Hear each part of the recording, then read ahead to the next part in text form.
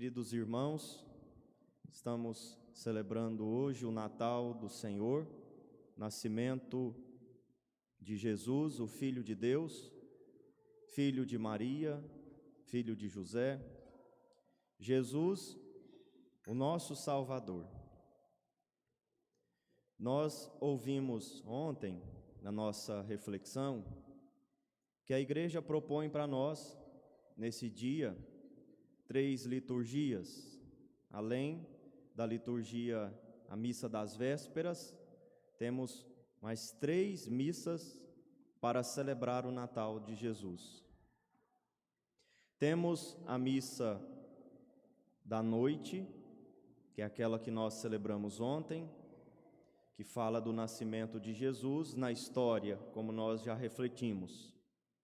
A missa da aurora, que nós não celebramos, que fala do nascimento de Jesus nas nossas almas.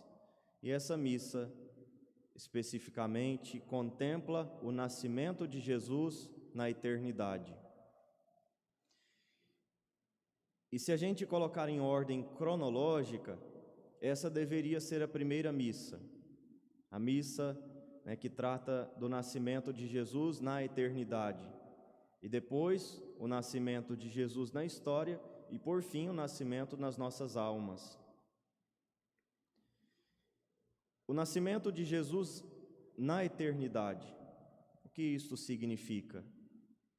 Será que existiu um tempo na eternidade, um momento na eternidade, em que Jesus não existisse e passou a existir? Será que existiu um momento na eternidade em que o Filho de Deus começou a existir? Porque quando nós falamos de nascimento de alguém, nós estamos falando de alguém que não existia e passou a existir, e nasceu. Será que Jesus também é assim? Na história nós compreendemos bem. Ele estava com Deus, o Verbo estava com Deus, o Verbo era Deus, tudo foi feito por meio dele, sem ele nada se fez. E o Verbo se fez carne e habitou entre nós. Então sabemos que o Filho de Deus assumiu a natureza humana e nasceu há um tempo atrás, na nossa história, na história da humanidade. E não foi um nascimento como um mito, uma fábula, o nascimento de um mito, o nascimento de uma fábula, mas o nascimento de uma pessoa, o nascimento de Jesus de Nazaré. Então é fácil a gente entender. Agora, como compreender esse nascimento na eternidade? Evidente que Deus, Jesus, Filho de Deus, o próprio Deus, sempre existiu. E quando nós falamos do nascimento dele na eternidade, nós estamos falando de um nascimento eterno. Ele, como filho do Pai, sempre nasceu do Pai. Ele, como filho, sempre nasce na eternidade, numa geração eterna. Pode ser que nós não entendamos isso, mas em outras palavras, estou dizendo que Jesus sempre, eternamente, desde toda a eternidade, é o Filho de Deus. O Pai eternamente é o Pai, o Filho eternamente o Filho, e o Espírito eternamente o Espírito. Não existe um momento em que um existia e outro não. Eles sempre existiram porque é o mesmo Deus. O Filho é Deus, o Pai é Deus, o Espírito é Deus. E é importante nós termos essa consciência de que esta criança na manjedoura é Deus. Quantas pessoas nasceram? Quantas crianças nasceram? Quantas crianças nascem? E o nascimento de uma criança é sempre uma alegria, é sempre motivo de festa, é sempre motivo de júbilo. Primeiro para os pais, para os parentes, para os amigos, para a comunidade, para a sociedade. O nascimento é sempre motivo de alegria. E, no entanto, a única criança que nos salvou foi Jesus. Então, se este menino não fosse Deus, nós não estaríamos aqui celebrando ele.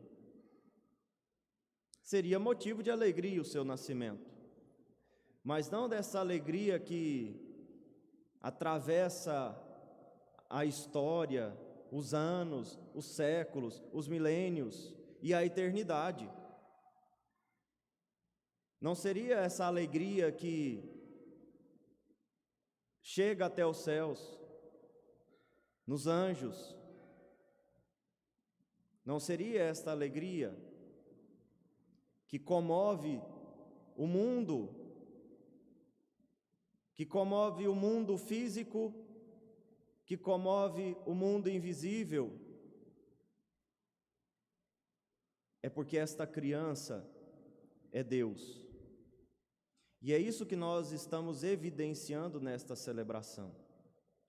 O nascimento do Filho de Deus, que não é outro senão que o Filho de Maria, verdadeiro homem, verdadeiro Deus. Como Deus, sempre existiu. Como Filho de Maria, passa a existir depois que se encarna. Mas somente como Filho de Maria não teria salvado a humanidade inteira. É preciso também ser o Filho de Deus. Mas também somente como Filho de Deus não salvaria, porque era preciso que o Filho de Deus se encarnasse, assumisse a nossa natureza e divinizasse a nossa natureza, para que nós pudéssemos participar da sua vida divina. Se Deus não tivesse vindo nos salvar, ainda estaríamos perdidos. Então não basta também ser o Filho de Deus, é preciso ser o Filho de Maria, ou seja, é preciso admitir que realmente Jesus assumiu a nossa natureza, de verdade, concretamente, e que essa natureza Ele levou até o Calvário, e depois do Calvário para o céu, e é por isso que hoje nós podemos ir para o céu. Assumiu a nossa natureza divina para que nós pudéssemos participar da sua, a nossa natureza humana, para que nós pudéssemos participar da sua vida divina no céu e na eternidade. Se não fosse o Filho de Deus, não adiantaria somente ser o Filho de Maria. Mas se fosse somente o Filho de Deus, sem ser o Filho de Maria, também não, porque era preciso que Ele fizesse esse gesto para nos salvar, o gesto de descer até nós para nos levar até Ele, de assumir a nossa natureza para elevar a nossa natureza, de assumir a nossa história para elevar a nossa história. Nesse dia, então, meus irmãos, olhando para Jesus, o Filho de Maria, pobrezinho do presépio, que não é outro senão que o Filho de Deus, Rei do céu e da terra, que sustenta o universo, como nós ouvimos na segunda leitura. Jesus sustenta o universo, essa criança sustenta o universo. Nós ouvimos na segunda leitura. Queremos pedir a Ele que cuide de nós. Ele que se dignou a assumir a nossa natureza, nos ajude a viver de tal modo que um dia possamos participar da sua vida divina, vivendo os mandamentos, vivendo e obedecendo como Maria fez. A pergunta fundamental, e aqui eu concluo a nossa reflexão: como é que este Filho de Deus e Filho de Maria pode nascer no nosso coração? Quais são os critérios que nós devemos preencher para que ele nasça em nossa vida? Primeiro, nós precisamos ser como Maria e José, que representa o resto de Israel que ainda acredita em Deus, que ainda espera em Deus, que ainda obedece a Deus. Aquela pequena porção que ainda resta, que se mantém fiel à palavra, aos mandamentos, às práticas da lei. Para Jesus nascer no nosso coração, nós precisamos nos fazer como Maria e José. Ele não escolheu nascer numa família de sacerdotes, numa família de fariseus, numa família de saduceus, numa família, muito menos numa família poderosa, da corte do rei Herodes, ou da própria família do rei Herodes, ou do imperador, ou de algum rei da época. Ele escolheu Maria e José, porque eram piedosos, porque viviam a piedade de Israel. Então, você quer que Jesus nasça no seu coração? Seja piedoso, viva os mandamentos, obedeça a Deus, e Ele nascerá na sua vida. E além disso, precisamos ser como os pastores, como já disse na outra reflexão, os pastores que representam não só as pessoas humildes e simples que podem receber o Senhor, mas também as pessoas pecadoras, limitadas, miseráveis, que esperam a redenção, que esperam um Salvador. Se nós não admitirmos que nós precisamos de um Salvador, nós inutilizamos o nascimento de Jesus, pelo menos em nossa vida. O próprio Jesus diz isso, quando fala de João Batista, da relação que os fariseus e os saduceus tinham com ele. Os fariseus, os saduceus não escutaram João Batista, desprezaram a sua pregação, sua mensagem, e por isso inutilizam a palavra, o projeto de Deus na sua vida. Então, nós podemos inutilizar o nascimento desta criança, se não tivermos humildade para acolher-o em nosso coração.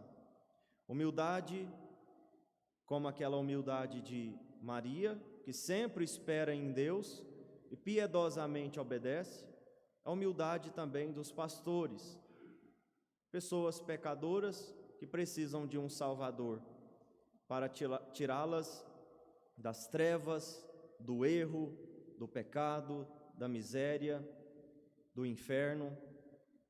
Precisamos de um Salvador, precisamos de Jesus em nossa vida.